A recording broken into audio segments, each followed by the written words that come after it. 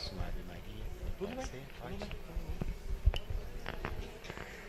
Louvado seja nosso Senhor Jesus Cristo. Uma boa noite a todos. Na alegria deste nosso encontro formativo, quero acolher os representantes das paróquias, seja coordenadores do CPP, seja membro da equipe da campanha da fraternidade. Quero expressar a minha gratidão aos religiosos, religiosas que aqui se encontram e que a gente possa partilhar nesta noite o dom da vida, redescobrir a beleza que nós temos de conservar a vida em todos os seus aspectos, não somente despertar o desejo da campanha da fraternidade, mas nos abrir à graça que nos santifica. Quero acolher a equipe de trabalho, o Padre Danilo e a sua equipe de trabalho, que vai abrilhantar para nós um tema tão atual. Quando a gente olha o cartaz, nós vamos perceber a sabedoria e a grandeza de uma pequena mulher que inspira a vida, que traz a vida. Esses dias, lendo um texto, achei muito bonito, que fala da doçura e da ternura, coisa que nós precisamos aprender a cada dia, retomar a nossa doçura na nossa relação e na convivência como irmãos e irmãs em nossas comunidades. Não podemos ter em nossas paróquias competições de equipes de trabalho, seja de pastoral, seja de movimento. Tudo que nós fizermos converge para o crescimento da comunidade, para o crescimento e engrandecimento da nossa paróquia. Quero acolher também os padres aqui presentes, né? O padre, estou vendo o Luiz Eduardo, quem mais? Aqui o Padre Márcio, bem-vindo, né, Padre Márcio? É o mais novinho da nossa região, é o padre da Santa Isabel, novo pároco, e depois não está aqui também o outro. Mas eu não me apresentei, eu sou o Padre Orandi, vigário episcopal reeleito por mais 2 anos na nossa região pastoral. Aqueles que já trabalharam e trabalham comigo, nesses 2 anos, nós vamos continuar mais uma etapa. E os novos que sejam bem-vindos. E desde já abro o convite, no dia 21, sexta-feira, na paróquia São Miguel, temos a nossa primeira reunião de trabalho. E essa semana será expedido o comunicado. Então, que Deus nos abençoe, abençoe a equipe de trabalho e que nós possamos juntos, como irmãos, construir e promover e restaurar a dignidade humana. Que Deus nos abençoe. Ave Maria, cheia de graça, o Senhor é convosco. Bendita sois vós entre as mulheres, bendito é o fruto do vosso ventre, Jesus. Santa Maria, Mãe de Deus, rogai por nós, pecadores, agora e na hora de nossa morte. Amém. Trago também a saudação do nosso bispo, Dom Luiz Antônio, desejando a todas as equipes de trabalho alegria e paz.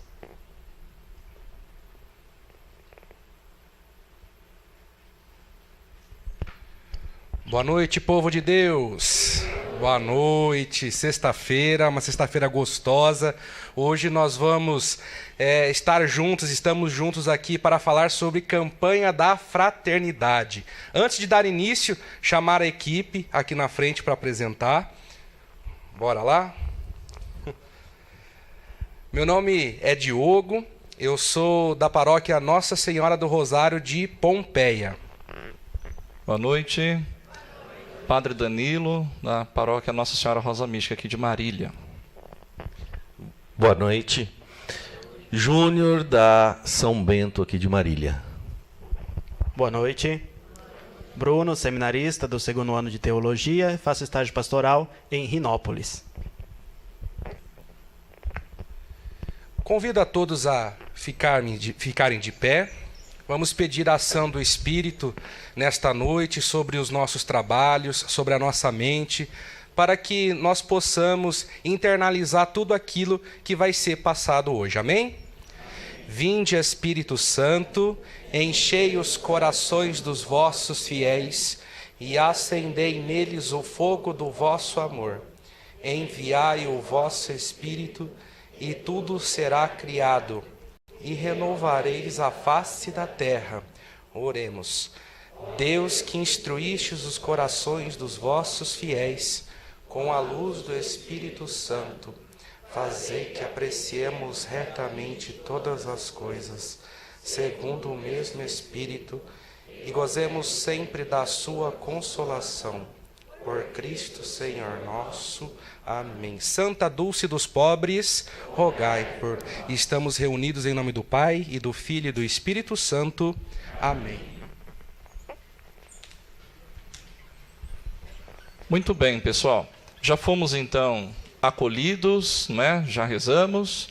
E eu gostaria, de antemão, de agradecer a nossa faculdade, não é? A FAJOPA, a Faculdade João Paulo II, que nos acolhe com muito carinho nesta noite, que nos oferece esse espaço, né, privilegiado para que a gente possa ter esse nosso encontro. Então, a nossa gratidão à direção, ao corpo técnico administrativo aqui da Faculdade João Paulo II.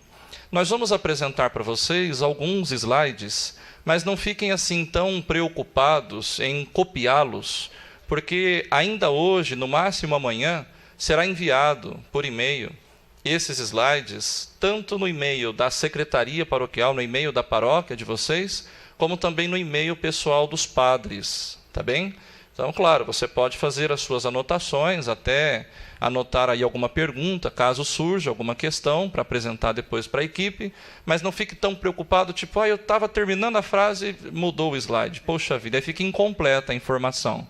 Então, já solicite, já nessa próxima semana, lá para a secretária da sua paróquia, enfim, que vai estar tanto o clipe que a gente estava apresentando agora há pouco, o vídeo com o hino da campanha, como os slides que serão apresentados para que vocês possam depois replicar, apresentar para as equipes paroquiais, apresentar alguns minutinhos antes das missas, no período da quaresma, em que nós vamos então trabalhar a campanha. Tudo bem?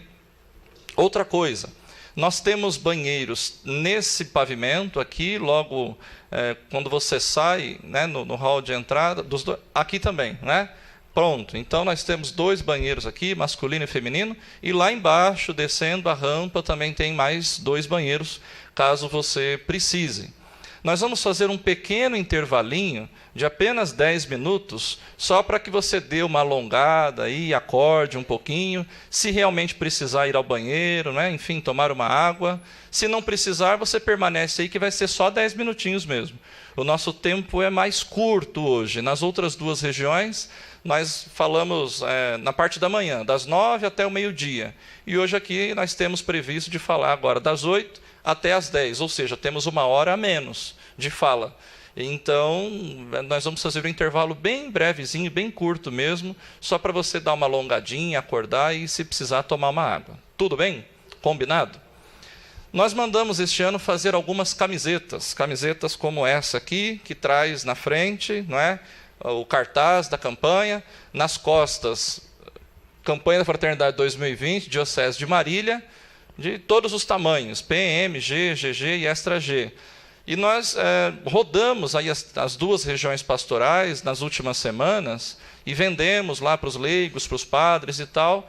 E aí, por uma questão assim de não desperdiçarmos, né, nós não refizemos o pedido e sobraram as últimas camisetas, tem algumas P, algumas M, uma Extra G, mas tem uma lista ali também sobre a mesa, junto com essas camisetas que sobraram. Caso você tenha interesse, qualquer tamanho, ela custa R$ 25,00.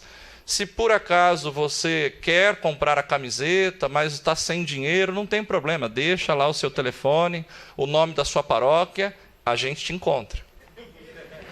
A gente manda lá um credor, enfim, né, um cobrador de impostos, alguém para... A gente envia uma promissória, alguma coisa assim, não sei, né, para fazer o pagamento depois. Não vai ser por isso que você vai deixar de levar. Caso você queira e não tenha o seu tamanho, nessa lista você escreve lá o seu nome, o seu telefone e não esqueça do tamanho. Lá outro dia em Adamantina, a mulher, quero 2 camisetas, sou de Lucélia. Eu falei, mas qual o tamanho? PM, GG, né? Aí vai ligar para descobrir quem é. Então, lembra de colocar o tamanho, tá bom? Caso você tenha interesse e queira adquirir essa camiseta, tá bom? Vamos lá.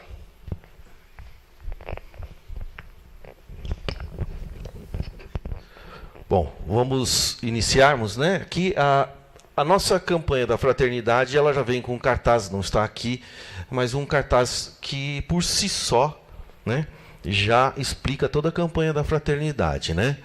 Onde nós temos ali a nossa Santa Dulce, né, dos pobres, e no Pelourinho, em Salvador, possivelmente Pelourinho, aonde temos as pessoas que ela ajudou. Ou seja, ela não fazia distinção em negro, branco, né? Então nós vemos lá pessoas com deficiência, algum tipo de deficiência, né? Nós vemos idosos, nós vemos crianças, animais, então as pessoas todas que ela ajudou. E a campanha da fraternidade nós temos um tema. Qual é o tema? Fraternidade e vida, dom e compromisso. Dom dado por Deus. Compromisso adquirido com o batismo, né? Nós católicos adquirimos o compromisso com o batismo e o dom dado por Deus. Então, fraternidade e vida. E o lema é justamente a parábola do bom samaritano. Viu, sentiu compaixão e cuidou dele. Vamos lá. Campanha da fraternidade. Tudo isso que nós falamos, irmã Dulce, lema, tema, fraternidade, dom, compromisso, cuidou. Para que a gente consiga fazer uma campanha da fraternidade boa, ou seja, para que ela tenha validade, é preciso que a gente acredite nela. Se a gente não acreditar na campanha da fraternidade, é tudo em vão.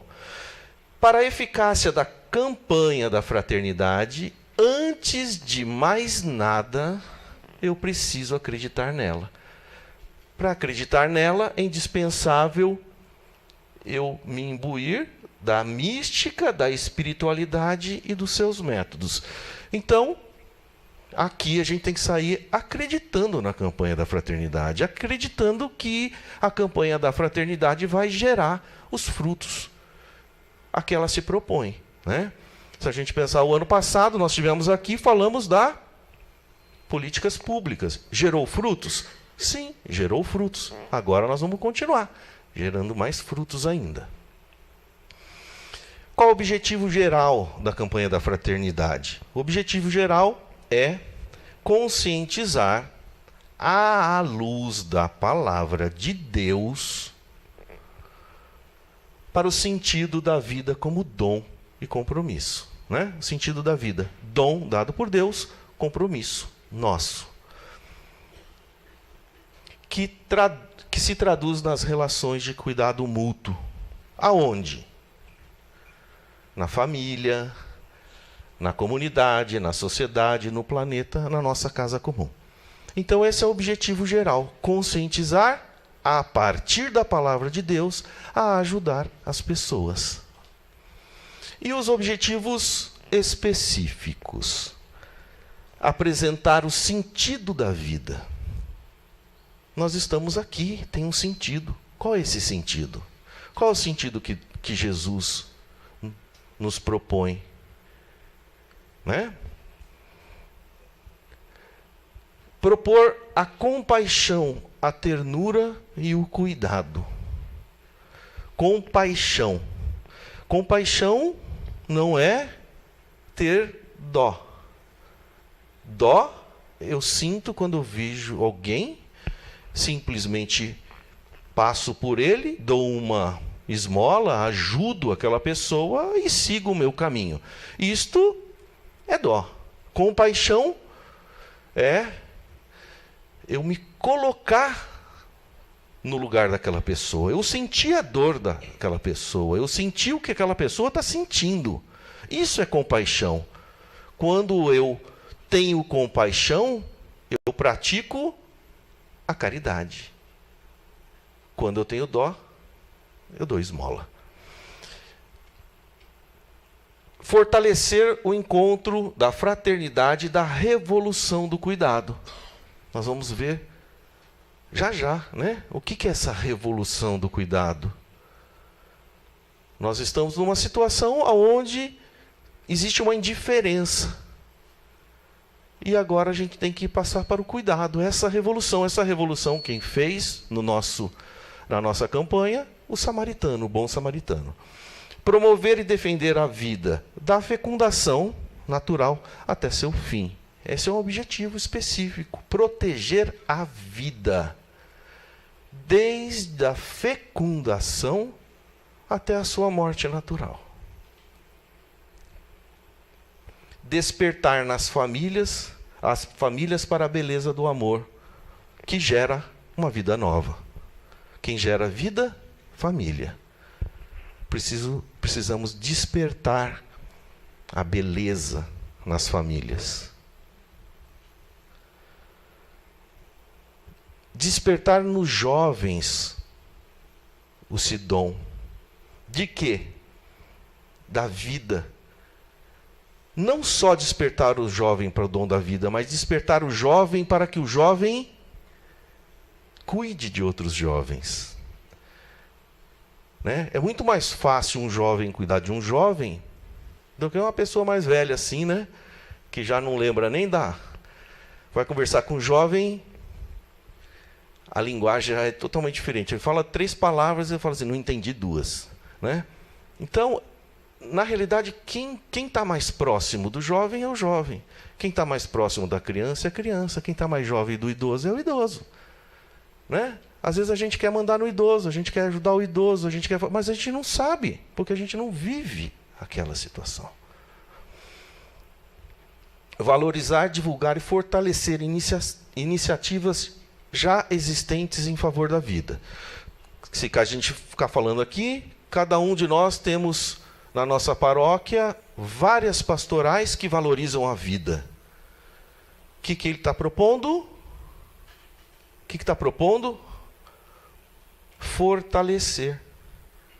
Vamos fortalecer. E nós vamos dar algumas posições. Conscientizar para a vivência da ecologia integral. Ou seja, Papa Francisco, cuidar do planeta. Eu não posso cuidar somente do ser humano. Eu tenho que cuidar do nosso planeta, da nossa terra comum. Então nós vimos lema, tema, que a gente precisa acreditar na campanha. Se não acreditar na campanha, não vai dar certo, né? Nós vimos o objetivo específico, geral, que é conscientizar à luz da palavra, as famílias, tal. Vimos os específicos, estamos ali. Agora, aqui nós estamos no ícone, né? Então aqui está o ícone, o bom samaritano, o ícone da compaixão. Vamos ver. O samaritano que passava, ao ver o homem, sentiu compaixão. Essa é a palavra, compaixão. Nós vamos falar isso aqui 500 vezes. Essa compaixão nasceu de seu modo diferente de olhar, do modo diferente de perceber a realidade. Na parábola do bom samaritano, nós temos 2 figuras, por assim dizer, né? A primeira figura está no sacerdote e no levita, que, por algum motivo, né, que a gente já sabe, ele viu e seguiu. Ele não podia ficar impuro, as razões dele. E nós temos o samaritano, que ele viu, mas ele viu com outro olhar. Né? Esse outro olhar. Um olhar novo e diferente de perceber aquela realidade daquela pessoa que tinha sido violentada, que tinha sido assaltada, que tinha sido espancada. Então, qual é a proposta? Bom samaritano, perfeito, né? Porque ele nos incentiva a ser bom. E devemos sempre lembrar, figura que a gente tem que se ater é o samaritano. Então nós estamos aqui, né? O Papa Francisco já falava, nós estamos na globalização da indiferença. Tudo é indiferente para nós, né? Para nós não, né? Mas para o mundo.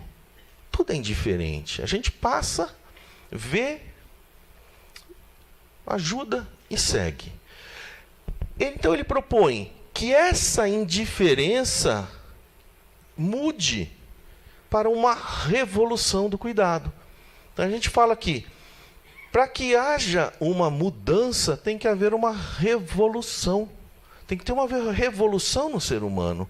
E essa revolução do cuidado que é proposta com a parábola do bom samaritano. E como que eu saio daqui para cá? Pensando no bom samaritano. Olha ali que bonito, né? Aproximou-se do homem, enquanto os outros passaram, aproximou-se. Parou. Quantas vezes a gente tem pressa e não para? Gastou o tempo. O que a gente faz com o nosso tempo? Modificou a sua rota. Ele estava indo para um lugar, ele parou. Espera, vou mudar o meu caminho. Aliviou a dor. Fez o necessário para aliviar a dor naquele momento. Se ele tivesse tido dó, ele teria parado aqui, ó, né? Opa! Ele teria parado aqui, ó. Aliviou a dor. Deu uma esmola. Qual é mais a nossa proposta? Ele partilhou os recursos. E principalmente retornou. Ou seja, criou vínculo com aquela pessoa. Isto é a caridade. Isto é ter compaixão. Ele se sentiu naquela pessoa, ele sentiu a dor daquela pessoa, ele ajudou aquela pessoa e ele retornou. Então essa é a nossa proposta. Sairmos da nossa indiferença. Tomarmos como modelo o bom samaritano e praticarmos dentro de nós a revolução do cuidado. O Papa, quando ocorreu aquele desastre, crime, acidente, desastre, né? Acidente não é, acidente não se prevê. E aqui houve uma previsão, né? Em Brumadinho, ele escreveu isto. Vamos ler? Vocês podem ler para a gente? Vamos lá?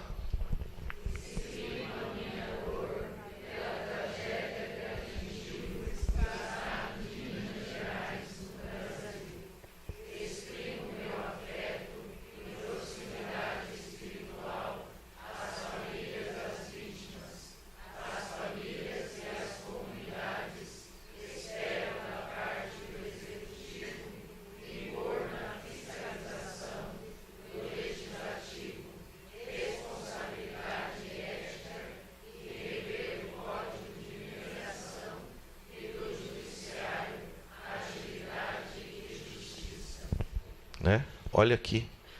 Então o que ele pede? Primeiro ele se sensibiliza, ele sente a dor daquelas famílias, daquelas vítimas, ele coloca-se no lugar e aí ele pede, né?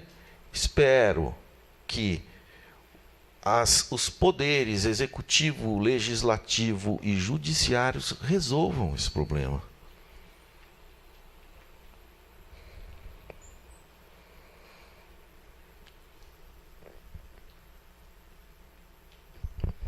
Então, como já é costume na campanha da fraternidade, metodologicamente, ela é dividida, a sua apresentação, o texto base, que vocês, se já não têm acesso, terão, porque as paróquias devem solicitar direto no site da CNBB, não é? Edições CNBB, devem então adquirir o texto base. A gente vai ver que há uma divisão metodológica, que é aquele método francês que nós já conhecemos, o ver, julgar e o agir. Nós aproveitamos, então, o lema deste ano, inspirados, como nós acabamos de ouvir, na parábola do bom samaritano, e aproveitamos, então, essas 3 etapas, esses 3 momentos. Viu, sentiu compaixão e cuidou dele. Então, nós passaremos agora a apresentar para vocês cada uma dessas 3 etapas. Num primeiro momento, o viu, que é o ver, olharmos um pouco para a realidade do nosso país, enxergarmos situações que estão ferindo a vida, matando a vida, e que necessitam, então, do nosso cuidado. Num segundo momento, o julgar, que é a partir da Sagrada Escritura, da Palavra de Deus, da doutrina social da Igreja, o sentiu compaixão. Não um sentimento, mas uma decisão de ajudar quem precisa. E no terceiro momento, pistas de ação, não é? O cuidou dele. Como é que nós podemos, então, fazer esse cuidado? Eu vejo que tem algumas pessoas em pé ali na porta. Olha, temos lugares aqui na frente, pode ocupar. Se tiver lugar do seu lado, ergue a mão. Aí, ali, olha, tem vários lugares aqui. Vocês não vão ficar aí em pé um tempão, né? Vai cansar as pernas. Isto. Vai dando uma agonia, né? Bem-vindos aí, ótimo. Pronto. Pode, pega isto. Nessa primeira parte, então, do texto base, né, o viu, o ver, esta análise da realidade, ela está subdividida em outros 5 subitens. No primeiro momento, o olhar que abandona a vida das pessoas. Depois, o olhar que destrói a natureza. A gente acabou de ver a mensagem do Papa Francisco em relação ao crime ambiental ocorrido em Brumadinho. Num terceiro momento, o olhar da indiferença que exclui a vida. Essa globalização da indiferença é uma denúncia que o Papa Francisco fez no início do seu pontificado, na ilha de Lampedusa, no sul da Itália, ali no mar Mediterrâneo, quando tinha um navio cheio de refugiados tentando entrar na Europa, e eram impedidos, não é? Os europeus não permitiram que eles então entrassem na Itália, na Europa. O Papa Francisco então fez a sua primeira viagem apostólica. Recém-eleito Papa, ele então faz essa denúncia profética, dizendo que nós vivemos um tempo de globalização da indiferença. O fato de eu não me importar com você, com a sua dor, com o seu sofrimento. Hoje em dia, a gente até reproduz alguns ditados populares, cada macaco no seu galho, cada um por si, Deus por todos, quem pariu Mateus que o embale, e tantos outros que vão nessa linha, não é? Que demonstram, que refletem a nossa indiferença com o outro. E para o problema da globalização da indiferença, ele propõe, então, uma autêntica revolução do cuidado, nos sentirmos, de fato, responsáveis uns pelos outros. No quarto item, o olhar da solidariedade social, e aí já são citados alguns trabalhos que são realizados, e uma riqueza que é proposta neste ano no texto base, é que é apresentado para nós o exemplo de São Camilo de Leles, é apresentado Santa Dulce dos Pobres, já na capa, o tempo todo tem citações de Santa Dulce, né? Coisas que ela falou, enfim, que iluminam a nossa reflexão.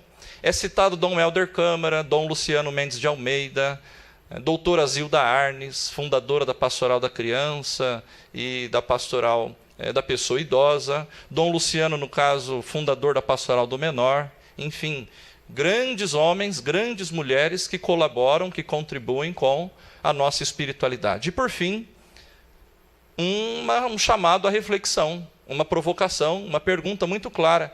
E qual será o nosso olhar? Será que nós olhamos como o sacerdote que viu o homem lá caído, espancado, violentado, assaltado e passou adiante, porque certamente estava com pressa, atrasado? Os sacerdotes nunca estamos atrasados, nunca estamos com pressa, né? Só o sacerdote da Bíblia, né, da parábola do bom samaritano. Num segundo momento, o levita, que era um funcionário do templo, que não podia se contaminar com o sangue daquele homem, passa adiante também. E o samaritano, que era de uma outra tribo, de uma outra região, que não se dava com aquele povo, ele então resolveu parar para ajudar. Qual que é o nosso olhar? Quando vocês tiverem oportunidade, se já não tem aí, de conhecer o texto base, há uma imagem muito bonita que é apresentada, em uma provocação ao mesmo tempo para nós, que é a imagem das duas bacias. O texto diz o seguinte: diante de nós temos duas bacias, a bacia do Pilatos e a bacia do lava-pés. Qual delas nós vamos usar? O que Pilatos fez com a sua bacia? Lavou as mãos e se omitiu. Disse: eu não sou responsável pelo sangue deste homem. Lavou as mãos, e a gente até reproduz esse ditado, né? Eu lavo as minhas mãos, eu não tenho nada com isso, não é problema meu. Vamos continuar então nos omitindo, ou então nós vamos nos agarrar à bacia do lava-pés e fazer aquilo que o Cristo fez e mandou que nós fizéssemos também: servir, lavar os pés, sem perguntar que pé é esse, de quem que é e por que está sujo, enfim, simplesmente se agachar e lavar. A Quaresma nos convida a uma profunda conversão e nos põe diante de Jesus, que nos oferece, na parábola do bom samaritano, duas formas então de olhar. Como eu acabei de dizer, um olhar do sacerdote e do levita, que vê e passa adiante, e o olhar do samaritano, que vê e permanece. Como o Júnior estava dizendo, gasta tempo, investe tempo, servindo. Diante desses olhares, a vida humana continua correndo perigo. Nessa primeira imagem aqui em cima, não está muito nítido, mas mostra um adolescente com o braço cortado. Nós temos aí acompanhado já há algum tempo o número enorme de adolescentes e jovens que têm passado por um processo de automutilação. Eles não conseguem suportar a dor emocional por estarem se sentindo frustrados, depressivos, desencantados com a vida, então tentam substituir a dor emocional pela dor física e começam então a se cortar. Então, aqui apresenta um braço cheio de marcas, com uma faca, com um estilete, né, na tentativa então de substituir a sua dor. E essa imagem, que a gente deve se recordar, o ano passado ela rodou aí em todos os meios de comunicação, que um pai com o seu filho, salvadorenhos, que estavam tentando atravessar um rio para cruzar a fronteira dos Estados Unidos para tentar a vida, e acabaram então não suportando a travessia e morreram afogados naquele rio.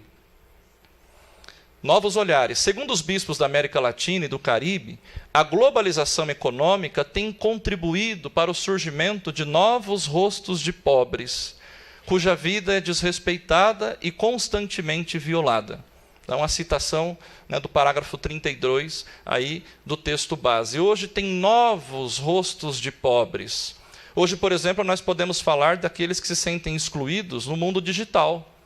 Aquele que não sabe hoje minimamente mexer num celular ou dominar um pouco que seja um computador, ele já se sente então à margem, não é? É marginalizado, excluído. E é um pobre, um empobrecido entre tantos outros que, por várias razões, ou porque está sem emprego, ou porque não tem oportunidades de vida, ele então acaba assim se sentindo, né? Quando a globalização econômica coloca o lucro acima de tudo, a acumulação de riquezas acima de qualquer coisa, e acaba esquecendo da própria vida humana, acaba esquecendo da dignidade da pessoa humana, isso é muito sério. Isso deve, de fato, nos interpelar. Aqui nós passamos a apresentar, então, alguns dados, é um pouco denso, eu peço a paciência de vocês, para que a gente vá acompanhando, para que a gente veja, né, analise e observe a realidade do nosso país. Veja lá, 22,6% das crianças e adolescentes de 0 a 14 anos vivem em situação de extrema pobreza, ainda, no nosso país, que é tão rico. 9,4 milhões de menores têm renda familiar per capita mensal de 1/4 do salário mínimo, aproximadamente R$ 234. 2,5 milhões de crianças e adolescentes até 17 anos já trabalham. Não é problema já trabalhar, enfim, iniciar-se num ofício, aprender a ter uma profissão. O grande problema é que às vezes eles não estão estudando, eles estão só trabalhando, já para se manter. Ou então já estão levando uma jornada dupla, tripla, tendo então que sacrificar muitas vezes o estudo por conta do trabalho. Criança deve o quê? Brincar. Adolescente deve o quê? Brincar, estudar. Jovem deve o quê? Brincar, estudar e já começar a trabalhar, mas não permitir que uma coisa substitua a outra. Seguindo, 16,4% das adolescentes são mães antes dos 19 anos. 1,7 mil crianças e adolescentes foram assassinadas em 2017. 3 milhões de domicílios estão em favelas no nosso país. E 65% das escolas ainda não possuem quadra esportiva.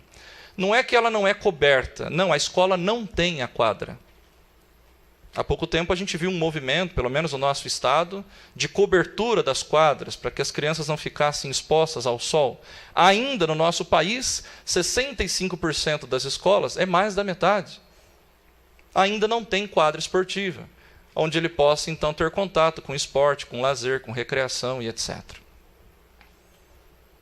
O Brasil é o 9º país mais desigual do planeta em distribuição de renda.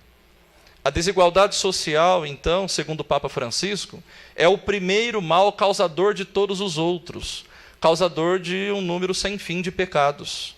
Um país tão rico, uma cultura que nós temos, um clima tão harmonioso, enfim, ainda sofre por conta da desigualdade social. 50% dos mais pobres sofreram uma retração de 3,5% nos seus rendimentos, enquanto que 10% dos mais ricos tiveram um crescimento de 6% nos seus rendimentos. Eu acredito que a maioria de nós, se não todos, fazemos parte desse 50% aí dos mais pobres. Ou por acaso está sobrando dinheiro na sua conta no final do mês? Se estiver sobrando, avisa a gente, né? Que a gente faz caridade com ele, tem alguém sempre precisando mais, né? Enquanto que 10% dos mais ricos teve um aumento de 6% nos seus rendimentos. Desde 2016, 1% dos mais ricos passaram a possuir a riqueza maior do que a dos 50% dos mais pobres no mundo e no Brasil. Ou seja, o rico cada vez mais rico e o pobre cada vez mais pobre. Foi anunciado recentemente que a taxação em 1%, apenas 1%, das 36 pessoas mais ricas do mundo, seria capaz, então, de acabar com a fome no mundo. Se somente 36, não muitos mil, não, apenas as 36 pessoas mais ricas do mundo, se fosse taxado apenas 1% de tudo aquilo que eles têm acumulado, seria o suficiente para acabar com a fome no mundo. Agora eu te pergunto, você acha que eles estão a fim de aceitar uma proposta como essa, de abrir mão de apenas 1% de tudo aquilo que eles têm acumulado? Sim ou não?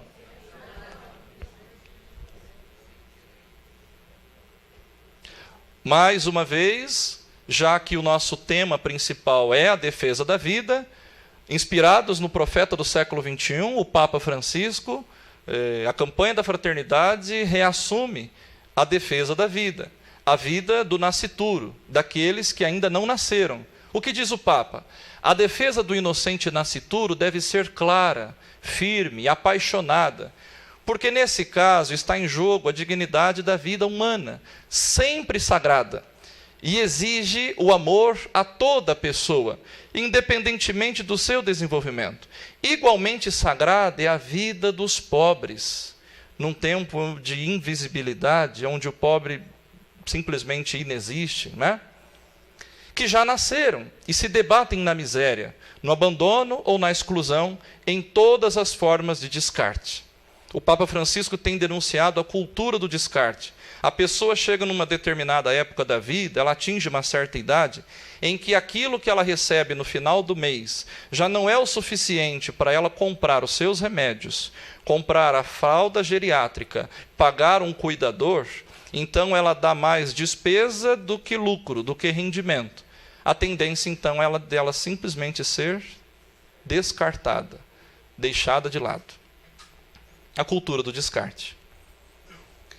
A questão do desemprego, que nós acompanhamos diariamente nos meios de comunicação, os jornais estão nos apresentando cotidianamente esses conceitos. O desocupado é o desempregado, né? É a pessoa que procurou uma vaga na semana em que ela foi questionada pelo IBGE, mas não encontrou. São 13,4 milhões no último trimestre de 2019, do ano passado. E tem o desalentado. É o trabalhador que nem procurou vaga naquela semana, porque ele não achou que conseguiria. Inclui quem se acha muito jovem, ou muito idoso, pouco experiente, ou acredita mesmo que não vai encontrar oportunidade. São 4,8 milhões de pessoas, que além de desocupados, de desempregados, ele já se sente numa situação de desalento. Ele está desalentado. Amanhã eu não vou sair para procurar emprego, eu não vou distribuir currículos, porque eu sei que eu não vou encontrar. Não tem uma vaga para mim. Eu não tenho experiência, ou sou muito jovem, ou já sou velho demais. Não tem vaga para mim. As doenças emocionais. Qual que é a mesma doença do século? Incluem fobia, transtorno obsessivo compulsivo, estresse, ataques, pânico, automutilação, o bullying, que atesta a indiferença pelo outro em pontos sensíveis. Tenho dito, excesso de passado, depressão. Excesso de presente, estresse. Excesso de futuro, ansiedade. Acho que a gente tem um pouquinho de cada nos dias de hoje. Um pouquinho de depressão, porque fica preso no passado, um pouquinho mais de estresse, porque a vida presente, por várias razões, nos estressa, e um tantinho também mais de ansiedade, preocupados com o futuro. Será que amanhã eu estarei empregado? Será que os meus filhos terão uma boa vida? Será que serão alguém na vida? Será que farão um bom casamento? Será que eu terei dinheiro para pagar a conta? Será que eu terei a minha aposentadoria garantida? Enfim, será que terei direitos? Será que quando envelhecer serei bem tratado, bem cuidado e etc?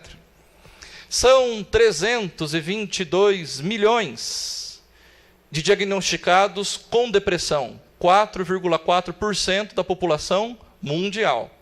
Os brasileiros com ansiedade somos 9,3% da população. É muita gente, quase 10% dos brasileiros estamos ansiosos. Tem que me incluir, não é vergonha. Né? Estamos ansiosos, sofrendo com o que vai acontecer no futuro.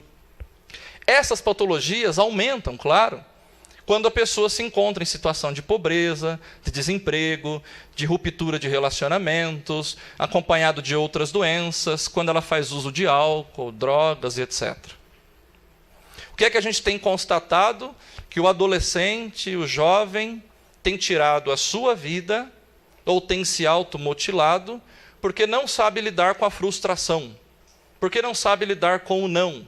Porque a mãe corrigiu, porque o pai chamou atenção, porque o professor corrigiu, porque a namorada disse não, porque rompeu o relacionamento, não sabendo lidar com isso, não sabendo lidar com o não, não sabendo lidar com a frustração, ele está pulando da ponte. Ele está se enforcando, está tentando tirar a vida. Falando em suicídio, veja lá, em 2016 houve 11.433 mortes por suicídio, exatamente 31 casos por dia. por enforcamento, intoxicação e também arma de fogo. Eu não abri a notícia, mas agora há pouco, saindo de casa, eu achei estranho, não abri, né, só vi a manchete. Parece que uma criança foi atingida depois de ter visto o avô atirando na avó. Uma notícia que chegou num site de notícias agora há pouco, saindo de casa, eu não abri, só vi a manchete. O avô tinha atirado uma arma de fogo na avó, na frente do neto. O neto foi, então, tentar tirar a arma da mão do avô e acabou sendo atingida também. E nós estamos assistindo no nosso país políticas públicas de flexibilização para a posse e até a tentativa de porte de armas. Há grupos muito bem organizados no nosso país que estão com a tentativa de aprovar leis para garantir que você esteja armado aí. Que na sua bolsa você carregue uma arma. Como se o brasileiro, no meu ponto de vista, estivesse preparado, tivesse cultura o suficiente para conseguir andar com uma arma. E até alguns que defendem a ideia de que dentro da sala de aula o professor tenha curso de tiro, para que ele possa resolver alguma situação que não seja em relação ao aluno, pelo amor de Deus, mas um possível ataque de um terrorista, ele possa então defender os seus alunos. É polêmico, né? Não quero aqui abrir a discussão, só para a gente lembrar que tem iniciativas como essa. Sim ou não? Jovens de 15 a 29 anos são as maiores vítimas, tendo o suicídio como a 4ª causa nessa faixa etária.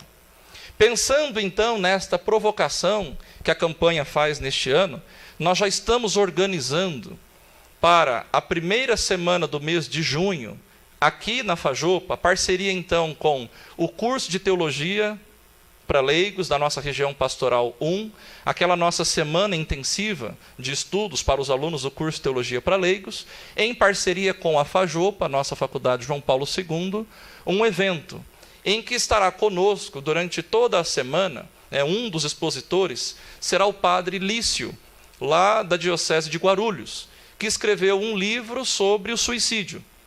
E a motivação para ele escrever esse livro, e ele explica técnicas, pistas de ação para a prevenção, a pós-venção, o trabalho com as famílias enlutadas, de um familiar que morreu por conta do suicídio. A motivação para ele escrever o livro é porque ele é filho de um suicida. Então ele disse, olha, quando meu pai se suicidou, eu me senti então motivado a estudar sobre o assunto.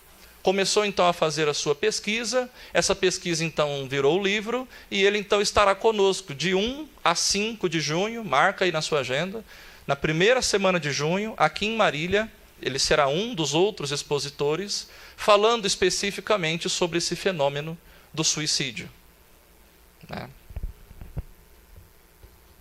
Vocês sabem que aqui em Marília existe um grupo de apoio, inclusive nas nossas paróquias, foi distribuído cartazes de divulgação com o telefone, se eu não me engano, acho que com o endereço também, onde esse grupo de apoio se reúne, que é justamente para o atendimento às famílias dos enlutados. Eu não sei se alguém sabe dizer mais alguma informação, como é aqui em Marília mesmo. É uma vez na semana que esse grupo se reúne para oferecer apoio, ajuda à família daquele que se suicidou, não é? Eu não sei exatamente qual que é o dia da semana, eu sei que é à noite, e semanalmente eles se encontram, então, para conversarem sobre, para oferecer ajuda, para acolher essas pessoas. Às quintas-feiras, às 19h30, agora a gente só não lembra onde, né? Eu sei que tem nas nossas paróquias um cartaz. Aí, pronto, aquela faculdade em frente à prefeitura, ali na Avenida Sampaio Vidal. Bem de frente à prefeitura municipal, não tem erro. Atravessa o calçadão, embaixo da árvore, tem uma faculdade ali. É lá que eles se encontram sempre às quintas-feiras à noite. Está dado o informe. Muito bem, está feita a divulgação. Acidentes de trânsito. Outra situação que tem matado a vida. De janeiro a julho, do ano passado, foram registrados 19.398 mortes e 20 mil casos de invalidez permanente.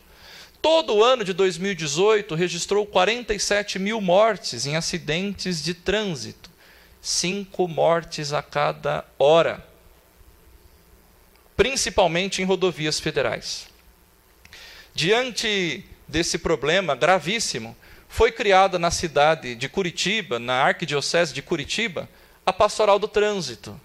Não é uma pastoral ainda reconhecida pela CNBB, mas é uma organização de leigos com o apoio dos padres, dos bispos daquela arquidiocese, para oferecer 2 trabalhos, né? Primeiro, orientação, para que a gente relembre um pouquinho aquilo que a gente aprendeu ou deveria ter aprendido no cursinho de formação de condutores, quando a gente foi tirar a nossa carteira de habilitação. Direção defensiva, dirigir por si, pelo outro, o pedestre tem sempre prioridade, aquelas coisas que a gente deveria saber, né? Que não pode passar no sinal vermelho, que não pode avançar na faixa do pedestre, né? E mais do que isso, oferecer apoio para as famílias daqueles que perderam, né, os seus entes queridos em acidentes de trânsito, com reflexão, com leitura da palavra de Deus, com oração e etc. É uma excelente ideia. Lá em Curitiba já está funcionando, né? Ok? Recentemente, nessa semana, infelizmente, nós perdemos um agente de pastoral da nossa paróquia, aqui em Marília. É o nosso coordenador da pastoral familiar, que tinha acabado de assumir, junto com a sua esposa, a coordenação da pastoral familiar.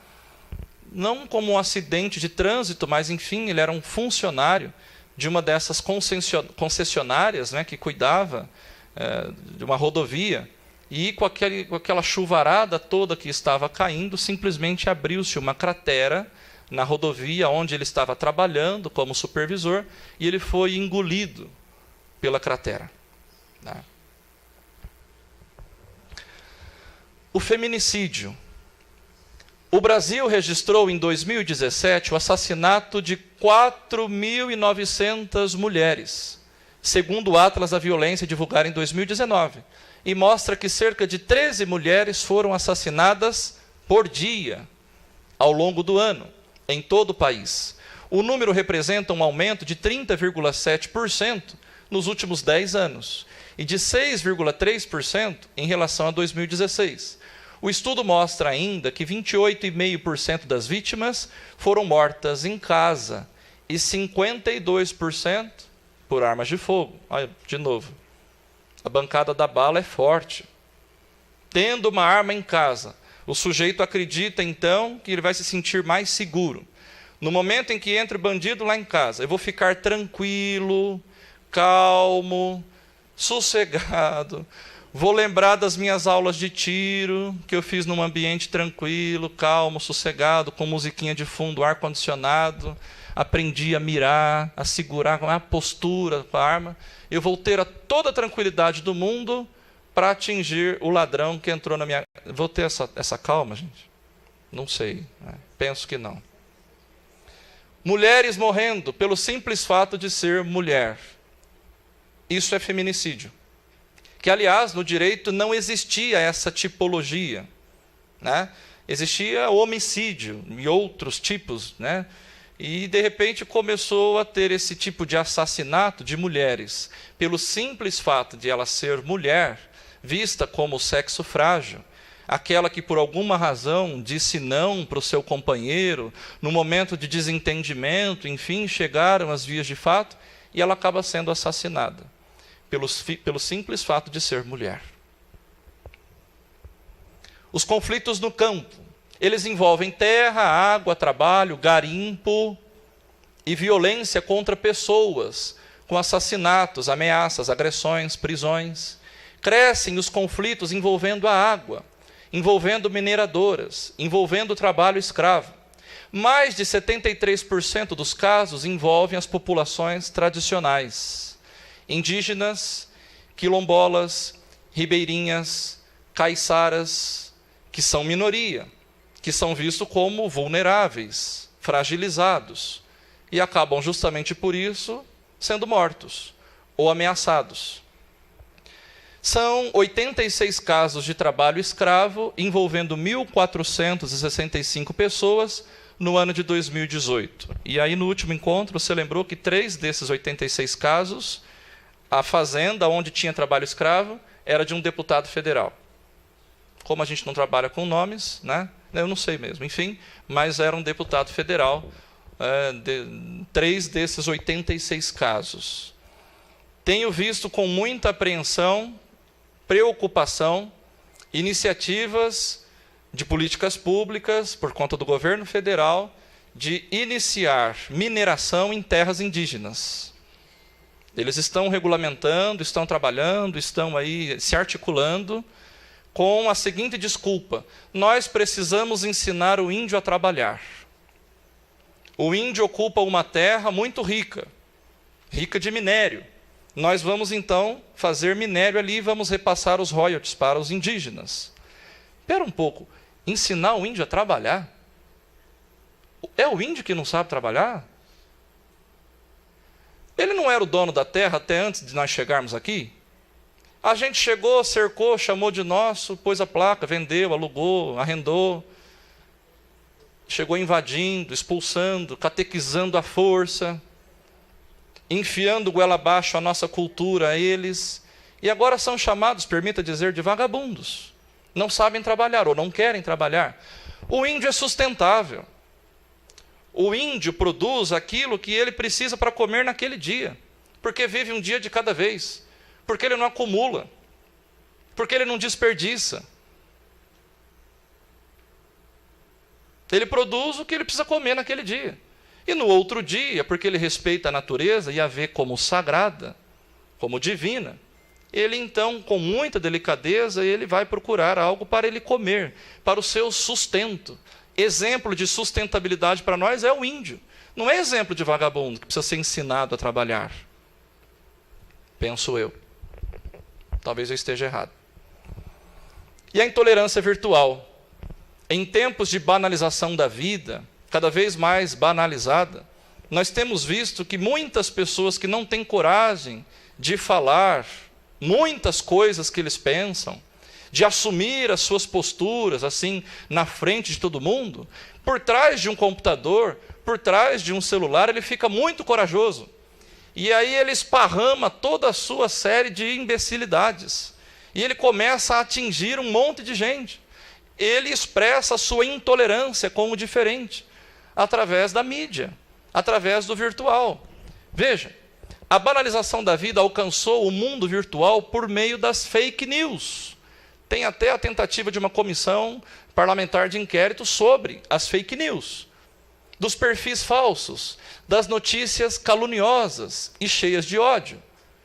Diariamente a gente tem visto, hoje no jornal, na hora do almoço, aquela moça que foi morta brutalmente em Bariri há pouco tempo, meses atrás, já foram criados 5 perfis falsos com a foto dela. Numa dessas vezes, diz que o perfil falso adicionou a mãe da moça. Isso é cruel. Isso é brutal, isso é doença mental, e é crime. O que ganha o sujeito criar um perfil falso com a moça que foi morta? E adicionar a mãe da moça? Em troco de quê? Com as fotos dela. Diz o Papa Francisco: pode acontecer que cristãos façam parte de redes de violência verbal, mesmo nas mídias católicas. Veja bem, é possível ultrapassar os limites, tolerando-se a difamação e a calúnia, e parecendo excluir qualquer ética a respeito da fama alheia. É impressionante como, às vezes, pretendendo defender outros mandamentos, ignora-se completamente o 8º, não levantar falso testemunho, e destrói-se sem piedade a fama alheia. Às vezes até querendo defender a fé, defender o seu posicionamento político, querendo defender, não é, a sua convicção religiosa, acaba entrando numa discussão sem fim na rede social, e no final você não ganha nada com isso. Às vezes a gente escolhe alguns políticos de estimação que nem sabe que a gente existe, e compra a ideia do cara, e faz camiseta com a cara dele, e leva para todo canto, assim, a bandeira com o nome do sujeito, e o cara nem sabe onde que você mora, quem é você. E aí, no último Natal, teve família que nem se reuniu por conta disso. grupinho do WhatsApp da família, o pessoal foi saindo, porque não aguentava mais, como era insuportável aquele tio, aquele primo, aquele sobrinho, que ficava postando um monte de bobeira, um monte de piada, porque ele tem um político de estimação. Eu, hein? Olha aqui um pequeno gráfico para a gente entender um pouquinho como acontecem as manifestações de ódio nas redes sociais. 34% apologia e incitação de crime contra a vida. 27,5% racismo, não só no campo de futebol, não só durante o jogo. Pessoas que pelo jeito do seu cabelo, pela tonalidade da sua pele, são humilhadas na rede social. 13,1% intolerância religiosa. Neonazismo, 11,5%. A gente acabou de ver um secretário nacional da cultura gravando um vídeo com a musiquinha, citando ipsis literis, o secretário do pai do nazismo na Alemanha. 7,3% xenofobia e 6,6% homofobia, às vezes até dentro da igreja, dentro de alguns grupos. Diz respeito ao diferente, porque ele ama diferente de mim. Cuide da sua vida, da sua espiritualidade. Reze por quem é diferente de você. Aprenda a ver a diferença como dom, como riqueza. Será que eu não tenho nada para aprender com o outro que é diferente de mim? Vou agir mesmo como um fariseu e ficar me sentindo o puro, o perfeito, o santo, mais santo do que o outro?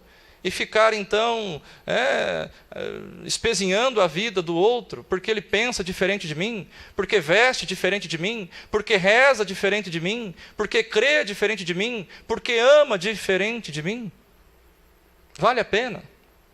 Olha, intolerância religiosa, tenho dito, por trás de um fanático doido, desequilibrado, que invade um terreiro de umbanda, de candomblé, ou de qualquer outra religião de matriz africana, e quebra tudo, porque está exorcizando, está expulsando o demônio, sempre tem um pastor, ou um padre, ou um pregador, ou um outro líder religioso tão desequilibrado quanto que fica inflando, fica incentivando, fica dizendo, vai lá mesmo, expulsa os demônios. E o cidadão, então, comete o crime de entrar no templo religioso do outro e quebrar tudo. As principais guerras que existiram no mundo até hoje, por incrível que possa parecer, foram por motivos religiosos, sabia? Até hoje tem gente morrendo e matando em nome de Deus, por causa de Deus. Eu, sinceramente, não sei se por acaso hoje Jesus, aquele dos evangelhos que a gente conhece, que a gente comunga, se ele resolvesse voltar de carne e osso aqui, e batesse na porta de alguns, provavelmente ele seria pendurado na cruz novamente. Sem choro e nem vela. A gente faria o mesmo com ele, novamente. Em nome de Jesus. Em nome de Jesus, mataríamos, alguns matariam, o Jesus de verdade. Teve até reações, né? Este termo, aporofobia, é cunhado por esta autora italiana, Adela Cortina, para tentar explicar o que hoje seria a fobia ao pobre. Rejeição ao pobre. Ojeriza ao pobre. Esse conceito, aporofobia, é uma chave de leitura atual para que a gente possa compreender, então, essas necessidades. Aporofobia, aversão ao pobre. A lista dos rostos dos pobres continua a crescer, mantendo a invisibilidade, a exclusão e o descarte dessas pessoas. Veja, a lista é enorme. E nós poderíamos, tem uma reticência no final, porque a gente poderia acrescentar tantos outros aqui. Migrantes, violentados, refugiados, pessoas traficadas, sequestrados, pessoas desaparecidas, pessoas vivendo com HIV/AIDS, enfermos endêmicos, tóxico-dependentes, idosos, prostituídos, trabalhadores infantis, mulheres plurivitimadas, desempregados, minorias sexuais, analfabetos tecnológicos, população em situação de rua, indígenas, afro-americanos, agricultores sem terra, minorias, etc, etc. Se você lembrar de mais algum que não foi citado aqui, diga para a gente acrescentar na lista. São os pobres desse nosso tempo.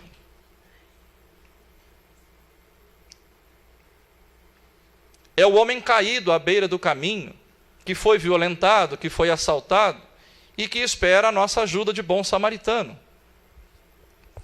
Contudo, é preciso indagar o que dizer às vítimas de hoje. Qual o nosso posicionamento? Qual a nossa postura? Qual a nossa palavra? Qual a nossa atitude diante dos pobres deste nosso tempo?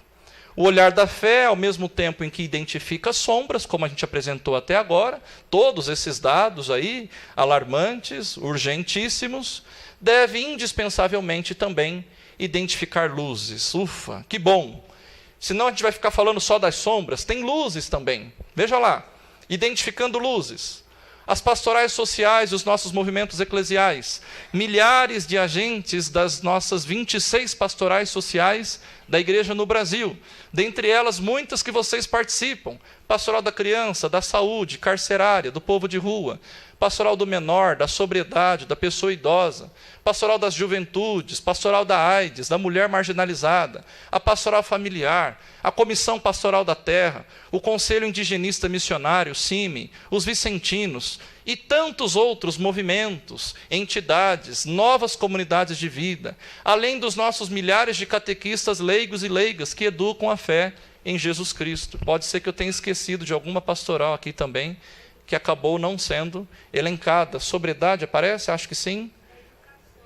Da educação, da sobriedade, da pessoa idosa, a sobriedade, pessoa idosa, do povo de rua. Tem muita coisa boa acontecendo na nossa igreja. Talvez a gente não fique sabendo, né? Não tenha acesso, não tenha contato, ou não tenha interesse.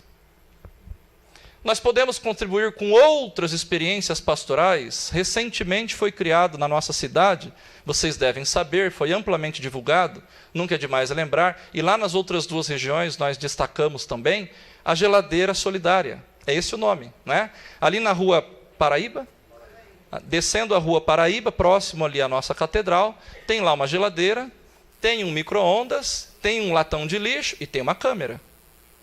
Porque já teve gente que parou lá de carro e pegou todas as quentinhas, colocou no carro para vender do outro lado da cidade.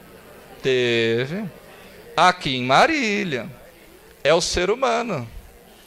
Quando você acha que já viu de tudo, é aí que nós nos surpreendemos. Além disso, nós sabemos, e muitos de vocês fazem parte das pastorais que trabalham em relação ao pessoal que vive em situação de rua, diariamente. Seja a Casa Bom Samaritano, que diariamente atende pessoas, oferecendo comida. Ser humano tem fome, é filho de Deus. Não é porque ele está vivendo na rua que ele não tem direito de receber uma blusa, ou um remédio, ou uma pomada, ou alguém que lhe faça a barba, que lhe dê um desodorante, ou que lave o cabelo.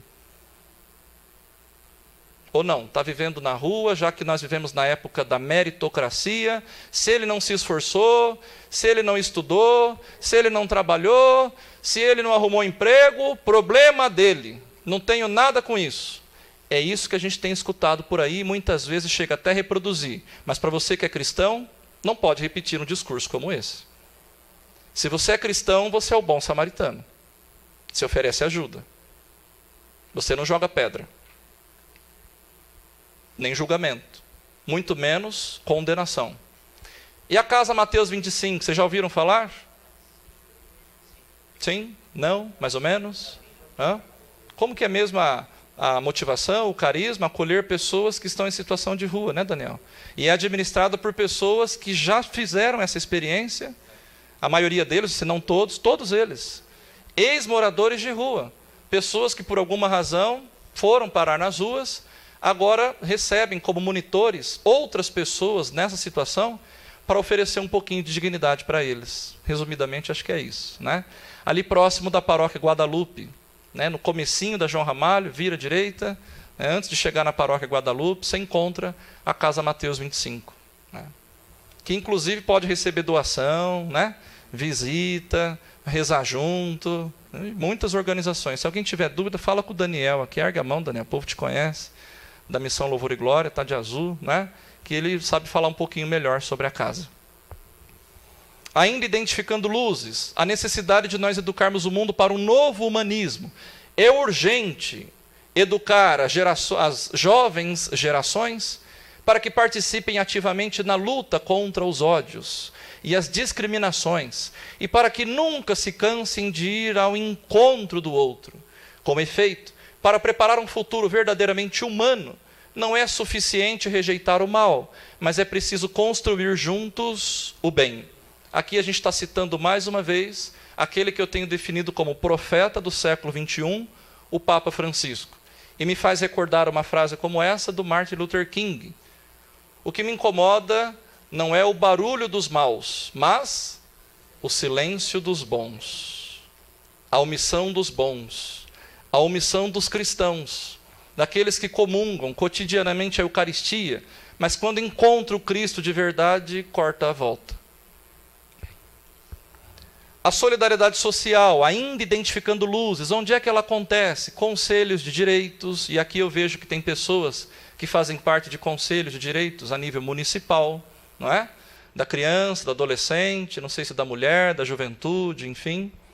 Organizações não governamentais, alguém que participa de alguma ONG, Salve o Planeta Terra, lá da Zona Norte, a outra ONG que há pouco tempo inaugurou a sua sede, como se chama?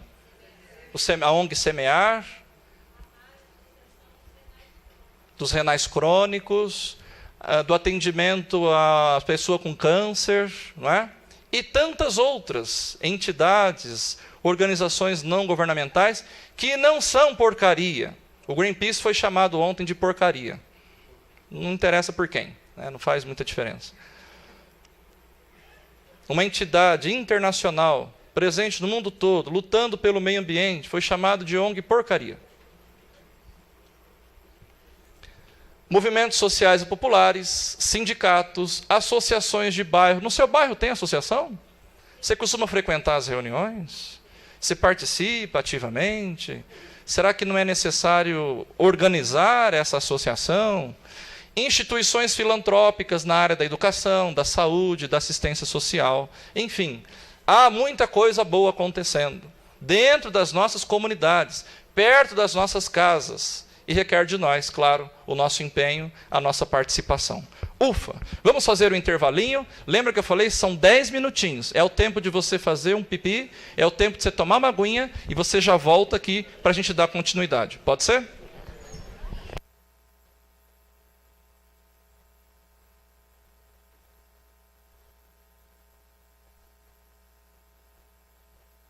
Dois banheiros aqui, ó, nas duas pontas do palco.